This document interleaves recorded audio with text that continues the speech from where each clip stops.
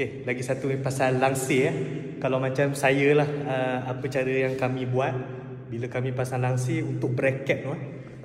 Bracket macam dalam kes ni double bracket lah. Ni bracket.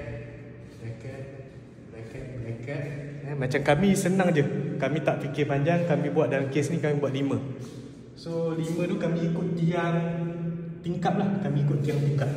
Macam ni. Satu bracket. Naik atas, bracket. Ni naik atas, bracket. Ni atas bracket. Ni atas bracket. So maknanya kalau window frame ni ada 1, 2, 3, 4, 5 macam tiang ni kan. So kita letak 5 bracket lah. Bracket ni dia selain daripada skru, bracket pun penting juga. Sebab kalau kita letak kurang, biasanya anak-anak lelaki tu lah, dia suka bergayut dekat langsir kan.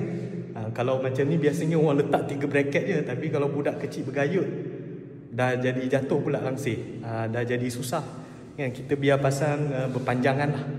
Okey, itu saja guys.